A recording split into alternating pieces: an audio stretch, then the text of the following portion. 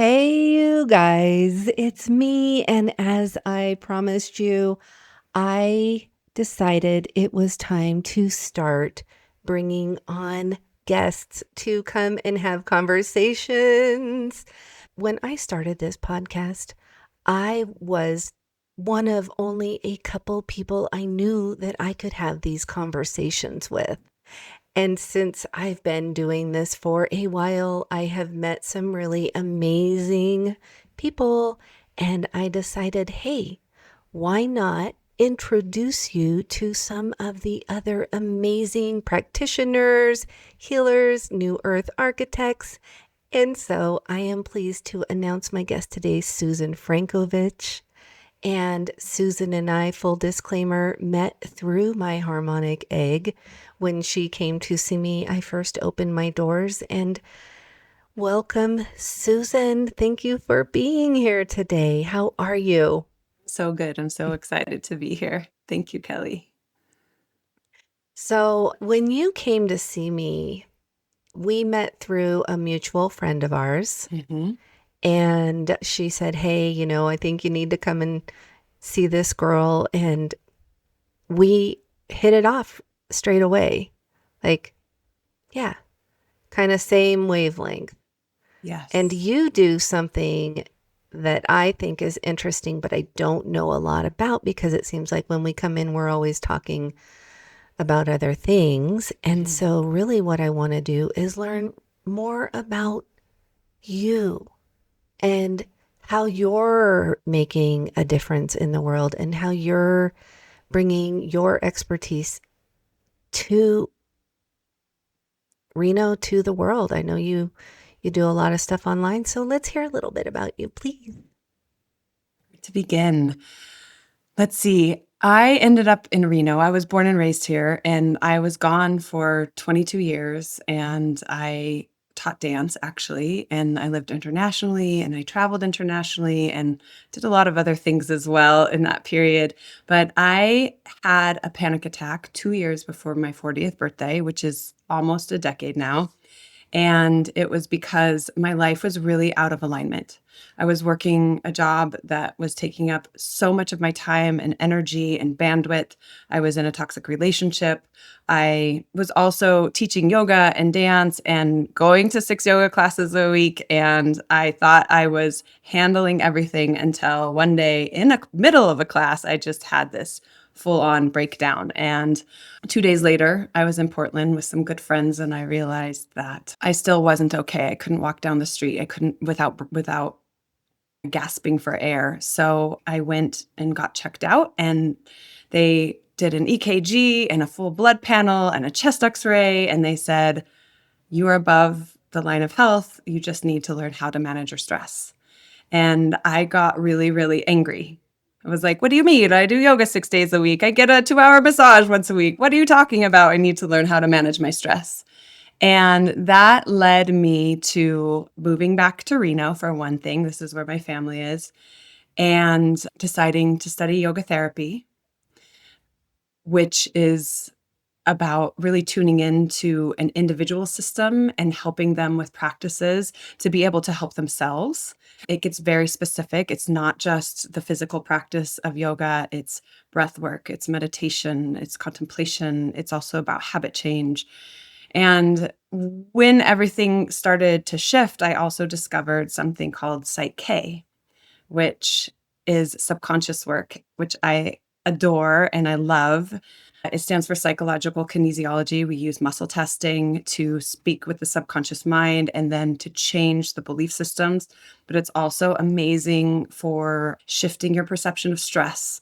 It's amazing for clearing trauma or phobias so that those things that have power over you that are keeping you held back can move forward. And then it's very empowering because we're not focusing on what those beliefs are that you don't prefer. We're focusing on what do you want instead of what you're experiencing, which is so cool.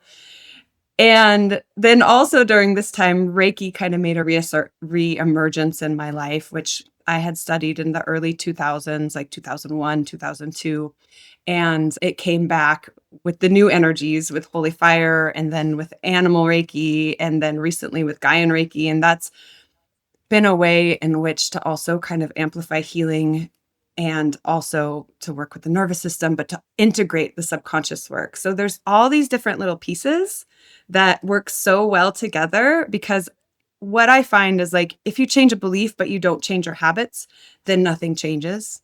If you change your belief but your nervous system isn't capable of moving forth with what you prefer, then nothing changes. We have to work and from many different points of view to really expand and to anchor things in and to integrate and to get where we want to go so that we can embody what it is that we want to be and do. That's amazing. Wow. Okay.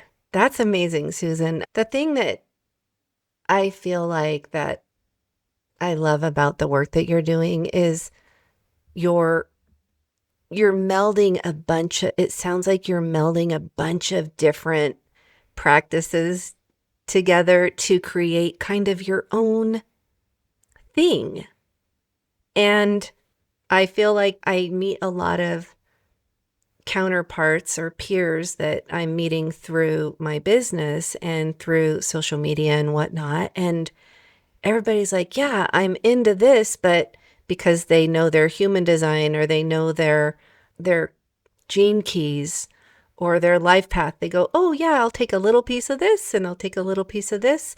Have you found melding different modalities together to be more empowering to your clients and able to lean in to different areas based on their needs? Absolutely. I feel like my job is to listen for what they need and to listen to what's working, but more importantly, what's not working, and to help them find what does work so that they can help themselves. And, some of the things we do within a session, within a container, but I always like to give people things to take away with them that they can use on their own. And like I said, there's all these different pieces, and it's not a one and done. And some things work really well for some people, and those same things don't work really well for other people. Yes. And I feel like as people who are holding space for those who are doing the work, we can be the dentist, we can be the housekeeper, but we can't be there every day to take out the trash. We can't be there every day to brush their teeth. And so I feel like, and I don't know if this is true for you, but the people that I work with, you for instance, are committed to the process of investing in their well-being.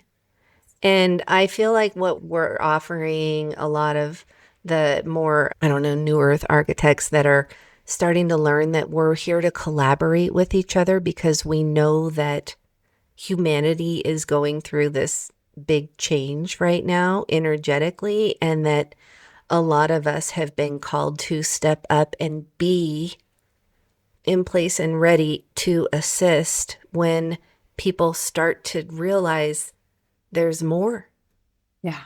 to life than just the grind. I know Mm. you like a slow life, Mhm. and I know a lot of my clients are also moving into, they've worked really, really hard, and now they're like, I want to play and I want to, have that ease. Let's talk a little bit about the nervous system, because I know my nervous system used to be very tangled. And what do you find with your clients as far as how long does it usually take to unwind a nervous system? Does it just depend on the person? I think it depends on the person, and it depends on what technique you offer the person. Because going back to not all things work to all people, and it doesn't mean that you're broken. It just means that that doesn't work for you, and it's okay because there's 100 other things we can try. There are many instances in which I see people, like, being able to shift right away with the practices that I offer them, but that is not always the case. And also, you have to keep entraining your nervous system. You have to keep showing it where you want to go. You have to practice so that you're able to have that pathway to get there more quickly. And it's not always fast for people. Some people, need a calm practice to calm. Some people need a very energized practice to calm. It's so individual, and there are all these different techniques in which to offer. And on some level, it's a, can I swear on the podcast? Yeah, I don't know. Yeah.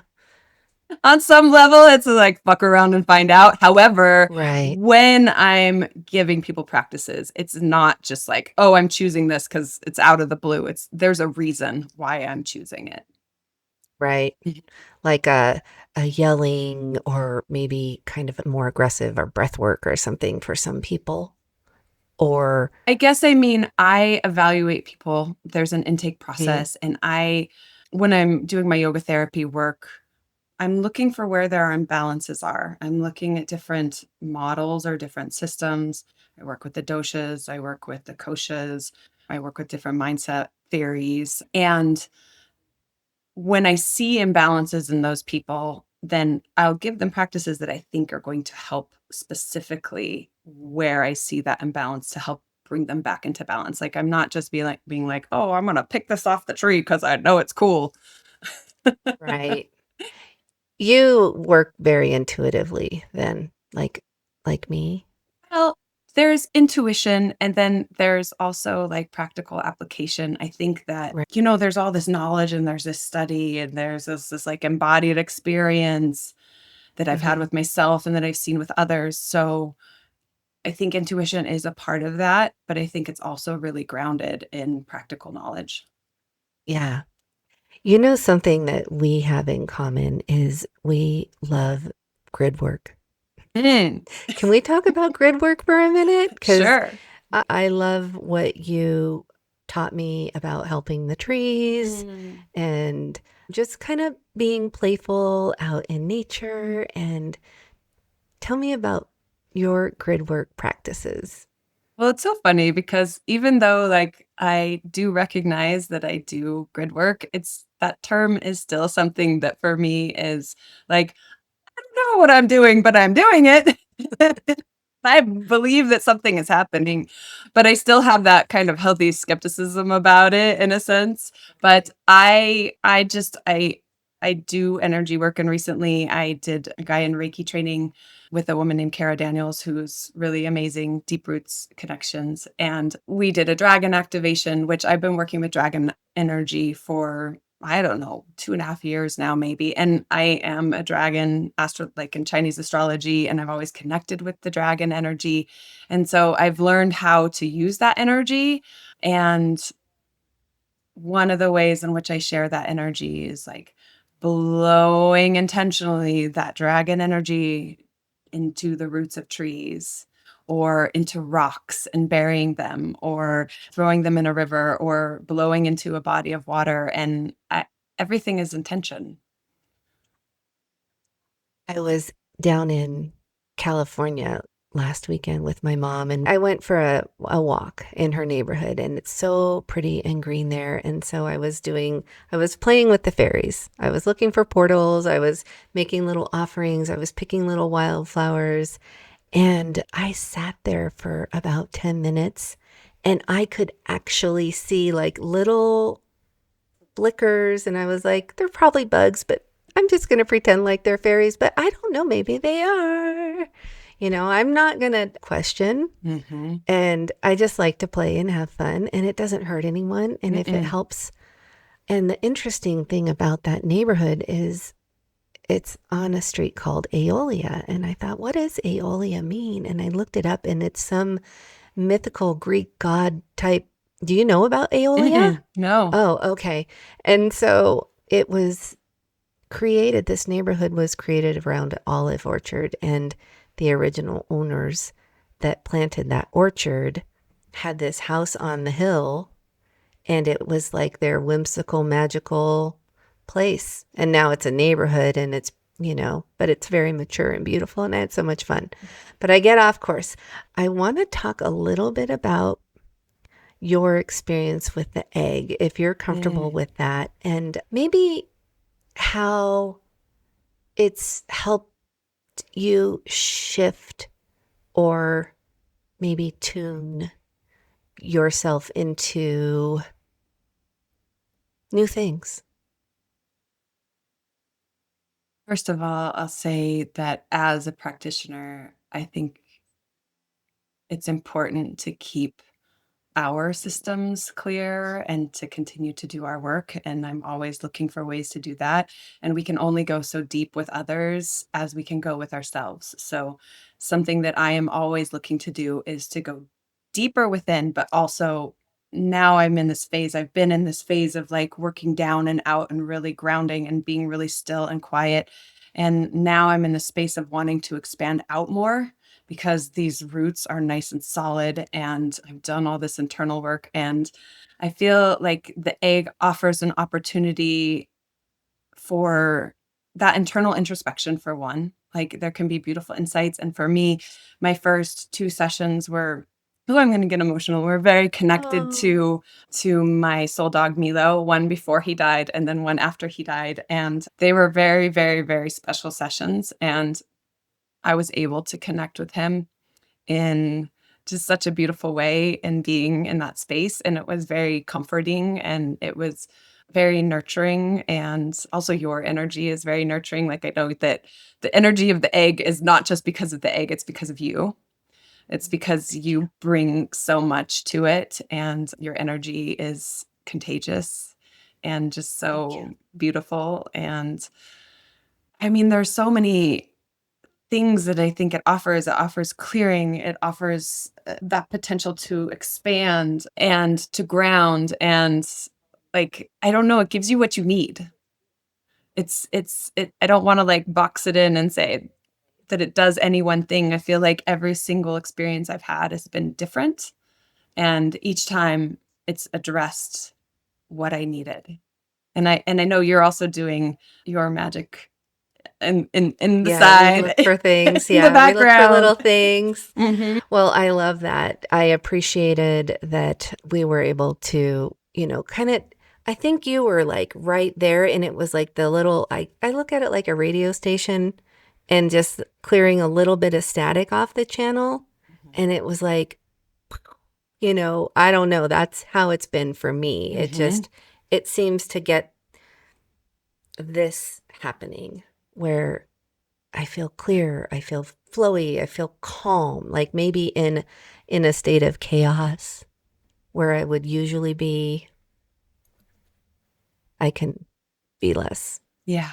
and kind of keep myself high energy, and so I always appreciate working with you there.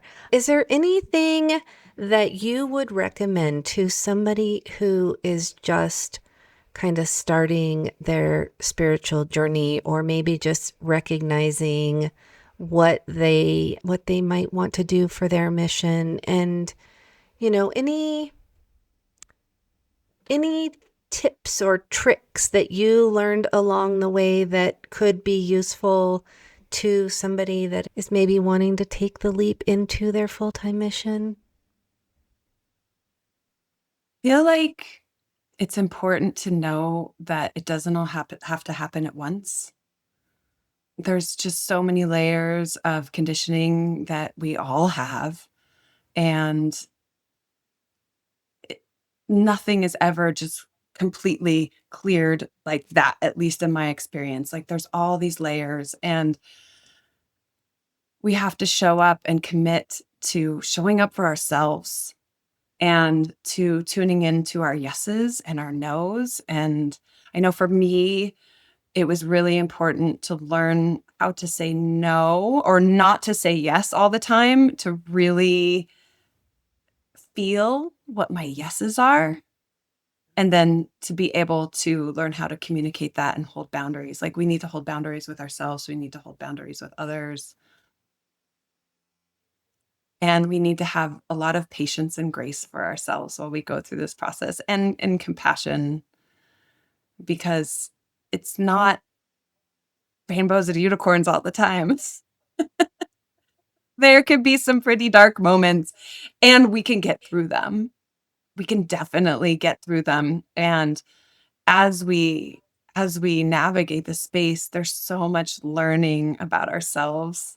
And I think that's just such a beautiful thing to be able to do, to really learn who you are deeply and to know where your fuck yeses are and where your hell no's are, and where the meh in between is just maybe not worth even investing in, and so that you can move forth in the way that you want to and to be who you want to be in this world. Yes, I know. I was actually just telling someone yesterday, it was an old friend who came by to check out the egg. And the way that I was talking about it, he's just said, "Oh, this is your calling. This is your thing. Like you're a natural." And I said, "I know, I know." And breaking out of that old identity, if you will, of I was that people pleaser and I was the one that was always doing for everyone else. And I had to relearn how to accept that for myself, for people to do nice things for me Yeah. and soften in that way and not always be the one who's like, I've got it all taken care of. I want to be soft. I want to have help. I want to collaborate with people. And I think there's space for everyone because we're more, I think, like birds than people realize. But you have a women's circle that you offer that I attended, and you do that online and in person once a month. And then I know you offer like some group yoga classes and some men and women stuff. So I want to link to that in my comments, but is there anything you'd like to say about your offerings, your group sessions and stuff like that? I feel like you kind of summed it up. Yes, I do an in-home and virtual hybrid women's circle once a month. I've been doing that for now, oh wow, like 9 years, I believe. Okay. And it's been consistent through all these 9 years, either once a month or twice a month. New moon happens always. Full moon has been off and on. My gathering at Temple Yoga for the full moon is with a dear friend of mine, Amy Jackson, who plays crystal bowls. And so we collaborate on that. And that is an offering for both men and women because men need healing spaces too. They need spaces in which they can be held and in which they can share and in which they can heal. Yeah. And my group yoga classes, I also do at Temple Yoga. I have some classes on Zoom as well. And I just, I don't know, I love them because I love being in connection with people, and the feedback that I get is that it feels different from other spaces, from other classes.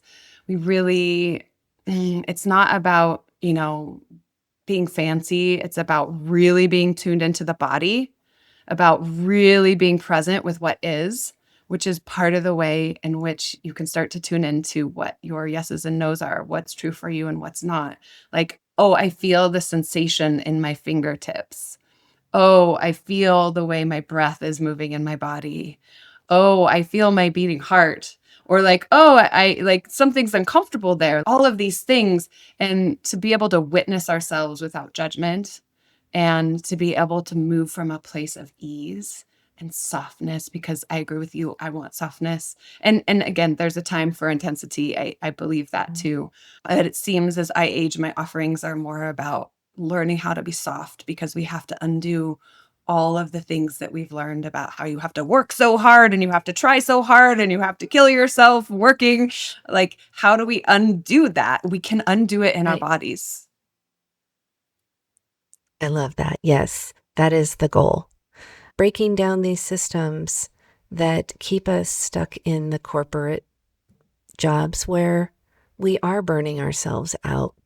We are building somebody else's dreams. And I think we are going to go through a wave of people who are deciding that they want to be slower. They want to listen and do things that are enjoyable for them. And so I hope that by sharing your voice, by sharing my voice and meeting people along the way, that we can help other people believe in themselves enough and heal themselves enough to be able to chase their dreams and follow what feels good for them. And what feels good for some people is working.